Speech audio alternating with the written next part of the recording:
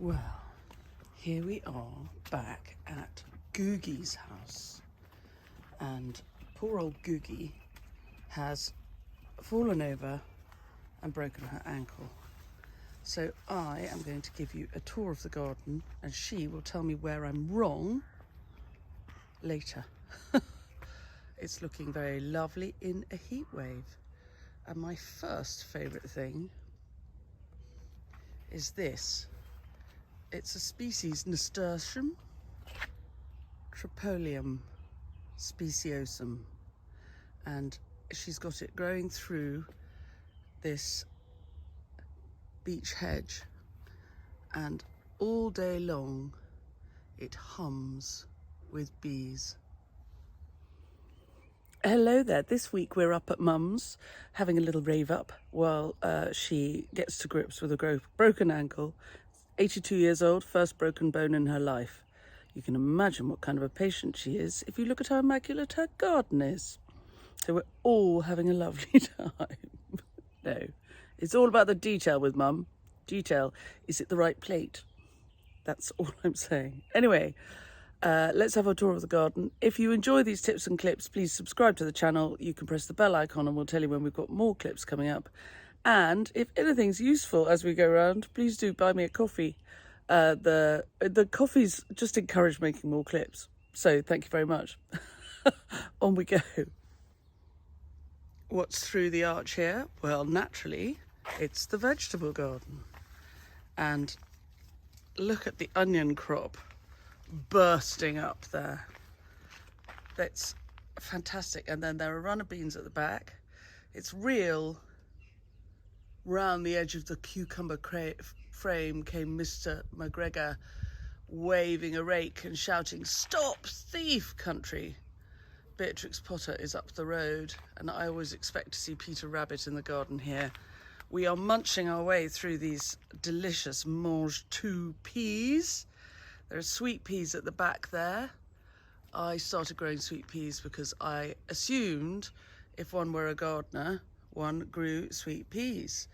And so, because that's how my mum gardened.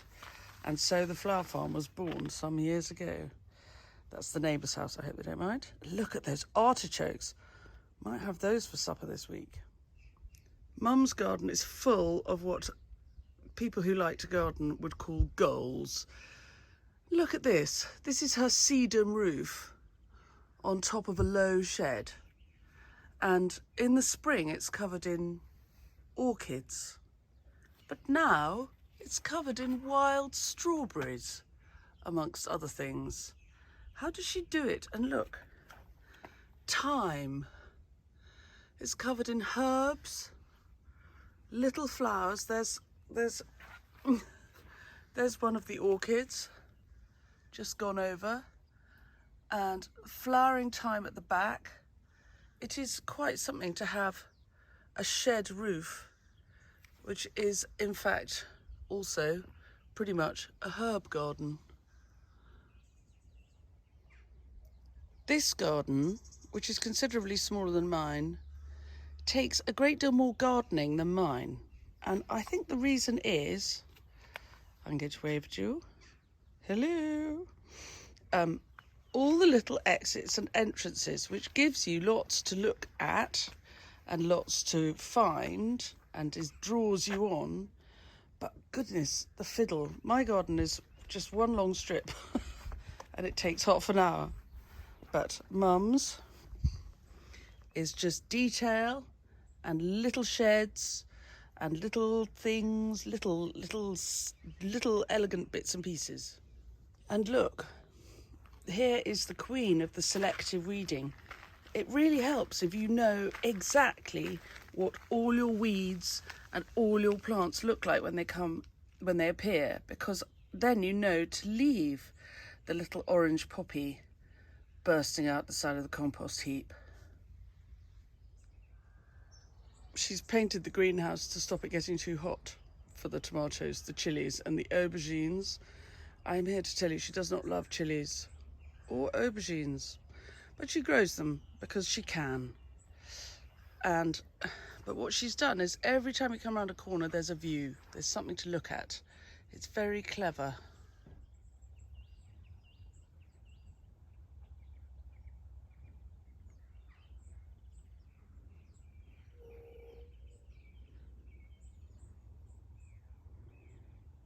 And in the distance are the fells. We're in Cumbria, where the fells fold gently like an unmade bed across the countryside. Here comes that lovely pink meadowsweet cultivar, which she's got sort of in clumps down the side of the garden. It's just, the garden's about a month behind where we are in the south. We're 228 miles north of Common Farm here.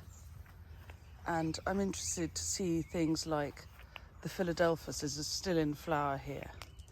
Whereas down with us, it's very much over. Here's her little wildlife pond. All the best gardens. You don't have to have an enormous pond, but have a little pond for people to drink from and breed in and snuggle down in. How can you have a newt if you don't have a pond? And do you remember in the spring, if you're new to this channel, do scroll back and look for tours of Mum's garden. Well, last time we were here, she had just sown this wildflower patch, and it's just coming. It's full of all sorts of extraordinary, beautiful things. But I have to say, I think the success, obviously, are these not terribly wild looking, but really stunning poppies. You never quite know what you're going to get in a wildflower mix. Sometimes they're not completely wild, but I do think this is very, very beautiful. And so does the hoverfly. So do the hoverflies. Look, here comes the poppy just opening. When I arrived on Friday, this meadow hadn't been cut, and there was a barn owl working it. Now they've cut it, the barn owl will have to go and work somewhere else. Although the next meadow is still uncut, so there's plenty. You need long grass if you're going to have owls, because then there's somewhere for the mice to skitter about. Owls won't come if everything's too neat. Mum is not a flower farmer, and so she can have things in her garden like this monk's hood, which in the morning light is very, very beautiful, catching the light. And you can see the bees humming it, working it. But it is very poisonous, so I would not have it in my garden, because I'm a flower farmer and I don't want to poison my customers. And here's the Philadelphus still in flower. She has 3 or 4 of them dotted slowly up the garden, so that as you walk down, you're assailed by the scent. She has some wonderful statuesque salvias, like this one. I don't know which variety this is.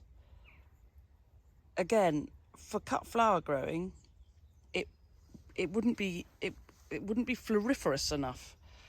But in a garden like this, it's really stunning, because the leaves are as good. I love this structure of the leaves and the strong spikes of flower, especially in the morning, catching the light like this. She's very good at having just little stretches of wildflowers. You don't have to have masses of wildflower meadow to make a really major difference to your environment. This is a triangle, maybe 10 foot long, and at its widest 3 foot, but most of it narrows to a point. And it will be providing forage and food and shelter, nesting sites, somewhere for people to lay their eggs, for lots and lots of people. She has these sort of wooden structured raised beds, which, because she's gardening on limestone brash, So this way she can actually create beds by building up the compost to make deeper beds, because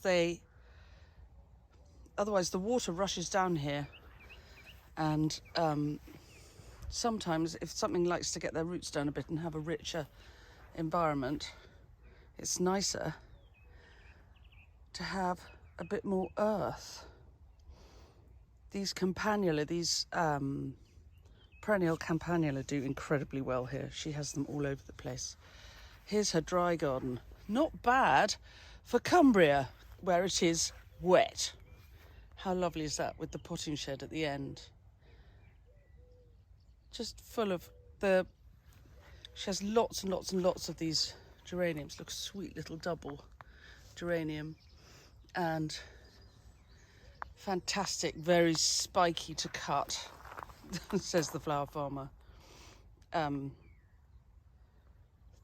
Sea holly. But it's really very lovely. And then up at the end, somewhere to sit. In the evening, the sun is behind me. And so that little terrace by the potting shed makes a very nice place to sit.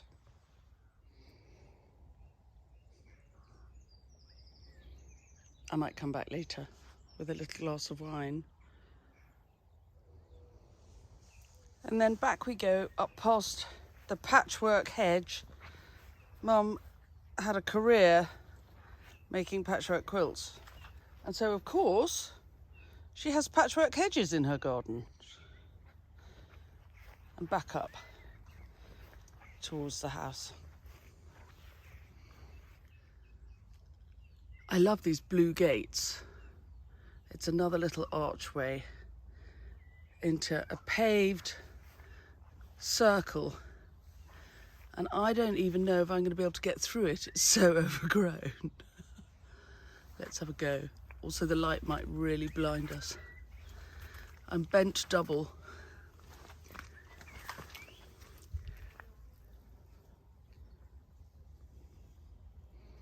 I think I'm going to work my way back and go round and show it to you from the other side, because otherwise I'm going to shred myself on this holly. Here we are from the other side. It's just a mass of planting. You can hear me pushing through the plants, but at least I'm not being shredded by anything. And in the middle is a stone circle through which is growing a mass of different plants. Strawberries, achillea, wild, cultivated, astrantia, over there, the dark red with the yellow spikes. That is Lysimachia firecracker, a bully, but very effective in an area like this. And it feels like a very, very wild garden. But I can tell you, this is Mum's daily activity when she is not incapacitated with a broken ankle. And it takes hours and hours and hours every day. And the lovely Carol is about to arrive. She always comes on a Monday to help. So it takes vast amounts of work. But look at that. Look at the colour of the foliage. It's good, isn't it? And all the different shapes and structures. You can see she's an artist at heart.